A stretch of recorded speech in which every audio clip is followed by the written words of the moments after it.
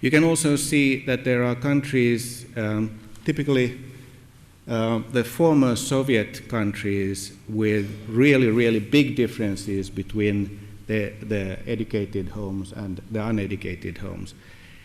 They are all the ones that you see as spikes in both directions. And none of them are top performers. كذلك الحال بالنسبة لجمهوريات الاتحاد السوفيتي السابق.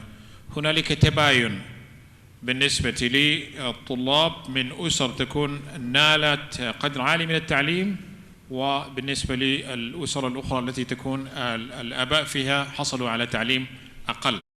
The point here is we are trying to give a good education to everybody, every child. And so I think our colleagues in والأمر الأساسي هو أننا نحاول أن نقدم تعليما ذو جودة عالية لكل طلابنا. There are also differences between our countries. This is, I think, the biggest I have found. And it is, you can see Finland here again. This tells about the difference between the schools in the country. So if you are here, you have tremendous differences. Our friends in Hungary say that they would want to go in the direction of Finland. That's a long way to go.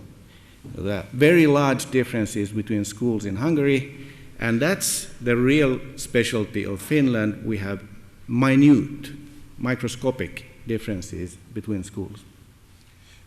بالنسبة لي كذلك التباين والاختلاف في المدارس أو بين البلدان في مستويات مدارسها. إذا ما قارنا مثلا بلدا مثل فنلندا بغيره من البلدان الأوروبية، هنالك فوارق طفيفة جدا بين المدارس في فنلندا مقارنة مع مدارس في بلد أوروبي آخر، بمعنى أن هنالك اختلافا كبيرا بين المدارس المختلفة في البلد الآخر، بينما الفرق بين المدارس في مجمل فنلندا يعتبر ضئيلا. So that is what is our specialty. You can also see that there is the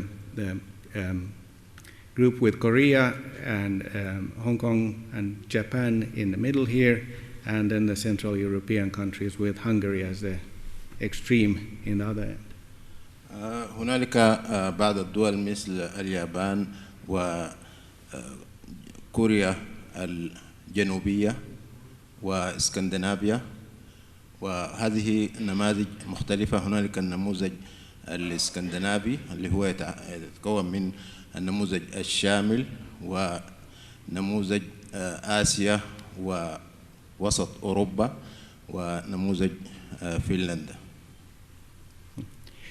The interesting part, I think, is that Finland is an example where the differences are so small. That means that parents, even the immigrants moving to Finland at the moment, have a sense of security.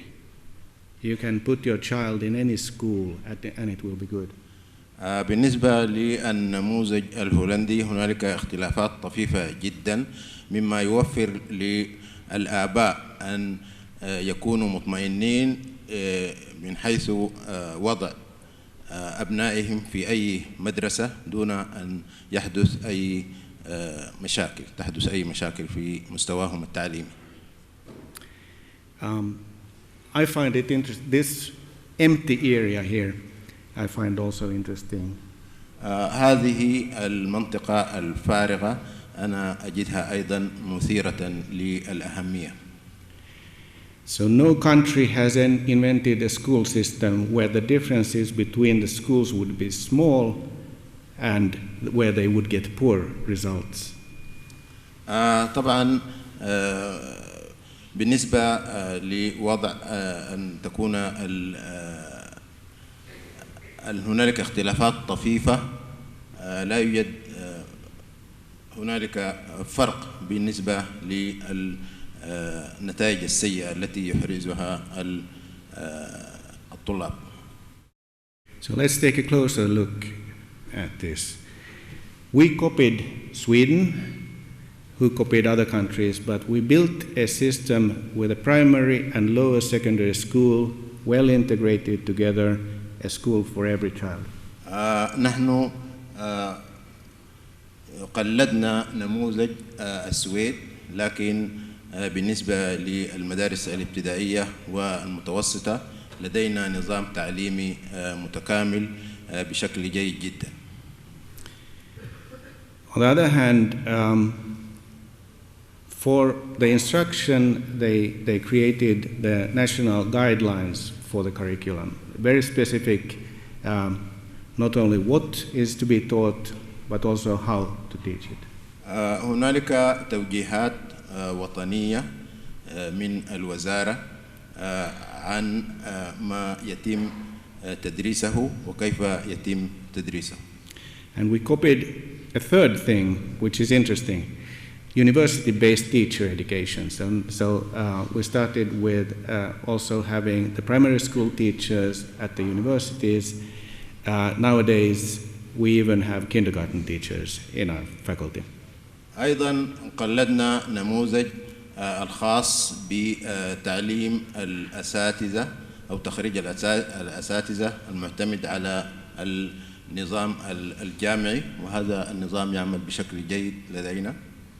I find this interesting because this was also in the Swedish plan, but they couldn't get the political will to fulfill it. So they left the teachers out of the universities. هذا النموذج أيضا متوفر في السويد، لكن لم توجد لديهم الإرادة السياسية ليضعوه موضع التنفيذ. Jari will tell more about this, but the Finnish comprehensive school for everybody, the first 9 years, and now also teacher education in the universities. هنالك بالنسبة لنموذجنا هو التعليم الشامل بالنسبة للأطفال، وأيضا وجود التعليم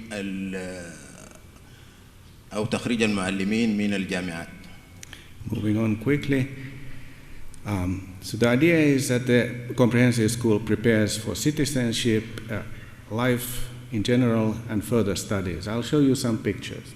هذا النموذج المتكامل أو نموذج المدرسة الشاملة يعد المعلمين للمواطنة والحياة والدراسات المستقبلية. Beginners in the primary school are working hard just to follow instruction and hold on to a pen.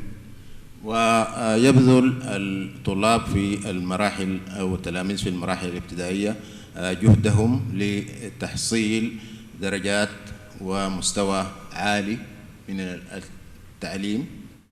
But also getting a good physical education, as was said here. This happens to be a girl learning also about the electronics and how to do so. Every boy should learn how to sew a button on their shirt or something. Every girl should also learn something about how to fix things at home and in the work life. لا يقتصر التعليم على الدروس المدرسية فقط، وإنما هنالك مهارات الحياة، مثلا تخيط الأزرار والإلكترونيات والجانب الرياضي والمهارات المختلفة. هذه تبدأ مع الطفل منذ البداية. The lower picture tells a lot. You can see the guy here very happy. He has just made pastries so that he will have the skills to support to make his food in his home in the future. هذه الصور توضح أطفال تبدو على وجوههم البسمة والسعادة.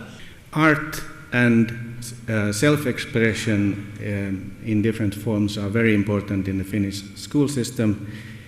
I even heard one teacher say that art education is a human right.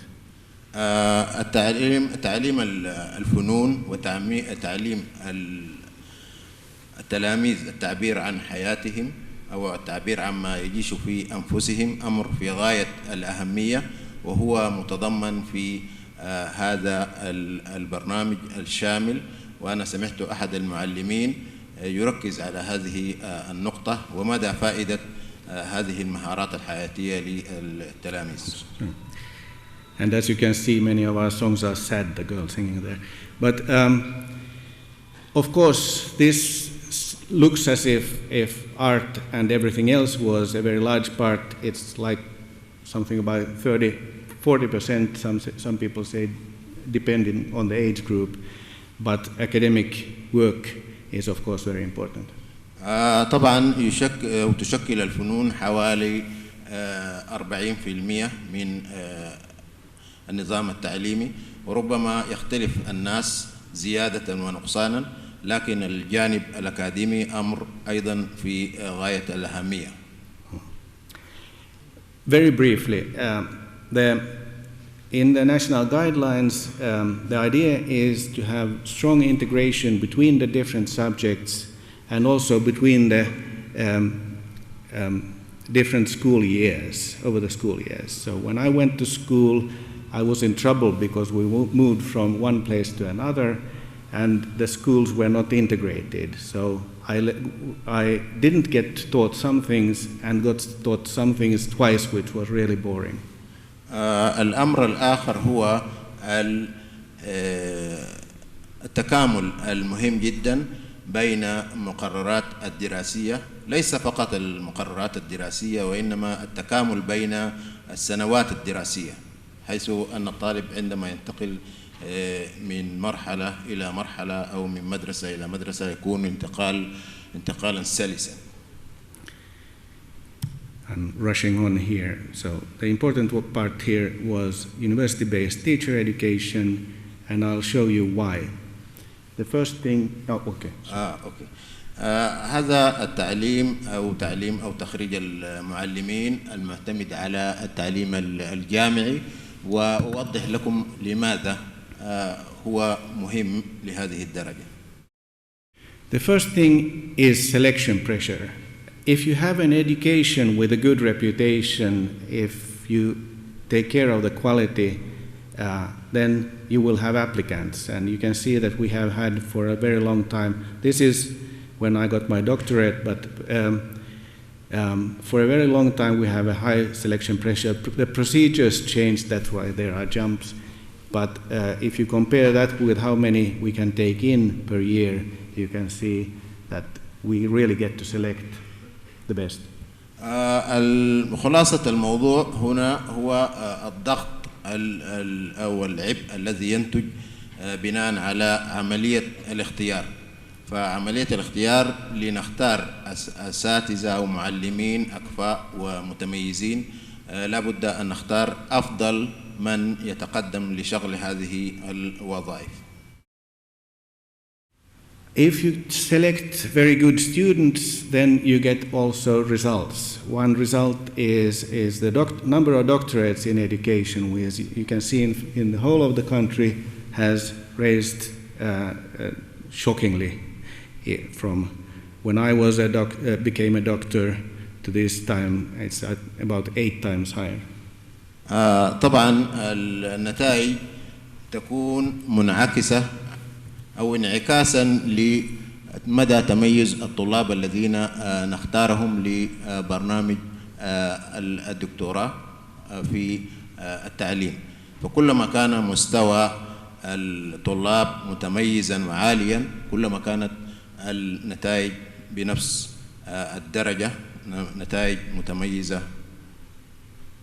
And here you can see the young, happy and proud doctors with the symbols of their doctorate. أيضا هؤلاء هم الخريجين، وطبعا تبدو الفرحة على وجوههم لنتيجة لما حققوه من نتائج. I'll skip this. You also, when you have a lot of people interested in research, you also get a lot of publications. So you can see this is not so interesting. It's just all international publications going up, but even more important, all refereed journal articles going quickly up. نعم، هذا أيضا الشريحة السابقة توضح الأبحاث العلمية في مجال التعليم. فكلما ازداد الاهتمام بهذا الجانب كلما زاد عدد الأبحاث العلمية في التعليم، وهذه الشريحة المعروضة حاليا توضح عدد الأبحاث أو الأوراق العلمية التي قدمت في مجلات محكمة في التربية والتعليم. And that gives you international renown and credibility. So this happens to be the most recent QS ranking by subject, and I just picked the universities from Europe. But in the world, Helsinki is placed, the education is evaluated on the level of 44. هذا أيضا ينعكس أو ما قلناه قبل قليل ينعكس على تصنيف الجامعات، وهذا التصنيف حسب المواد الدراسية والمقررات الدراسية في التعليم في أوروبا في 2015، وترون أمامكم تصنيف هذه الدول بناء على ما قدمته من إنجازات في هذا الجانب الخاص. Thank you. And also the best non-English speaking university. We have courses in English, but so that in conclusions, we have a very well integrated school system. Everybody gets the comprehensive school, and then there are national guidelines. Teaching material can be based on the curriculum, and the teacher education can also be integrated between the different. So if I'm a headmaster in a school, I can recruit from any university. We don't need separate diplomas because our masters are trusted. في الختام النقطة التي أود أن أركز عليها أنه لدينا نظام مدرسي متكامل والنموذج المتكامل والشامل بالنسبة للمدارس.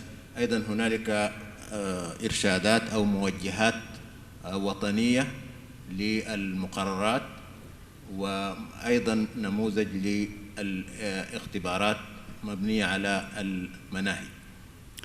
And this means that we also have a very strongly research-oriented faculty, getting all the time more so, and they are very motivated also in their job. This strong research orientation builds a foundation for teaching. So we don't just teach what others have researched, but we research in how to teach. أيضا يعتمد نظامنا على الأبحاث، والأبحاث في المقام الأول تخدم العملية التعليمية بجانب المجالات الأخرى. And these all strengthen each other. وهذه النماذج تعضد بعضها بعضا. So what? Klaus Schwab from the World Economic Forum said, talent, not capital, will be the key factor linking innovation, competitiveness and growth in the 21st century. الموهبة وليس رأس المال هي العنصر الأساسي بالنسبة للإبداع والتنافسية في القرن ال21. And from their research, they find that a third of the employers in the world report difficulties in finding talent, and shortages will have a negative impact on business. بناء عليه حوالي ثلث أصحاب العمل على مستوى العالم أوضحوا أن هنالك صعوبات في إيجاد المواهب أو الأشخاص الموهوبين، وحوالي نصف هؤلاء أصحاب العمل توقعوا أن النقص في هذه المواهب يؤثر تأثيرا سلبيا على أعمالهم وشركاتهم. So the Finnish recipe is very simple. Education is the world's best long-term investment. بالنسبة لدينا يقوم نموذجنا على أن التعليم هو أفضل استثمار يتم على المدى الطويل.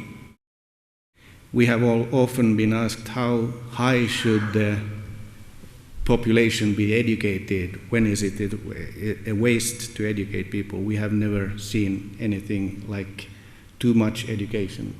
ووجدنا أن أفضل شيء نقدمه لشعبنا هو التعليم، وليس هنالك أفضل من التعليم لنقدمه لهم. This can't be done without excellent teachers, I think. وهذا الأمر سوف لن يتم في غياب المعلمين المتميزين.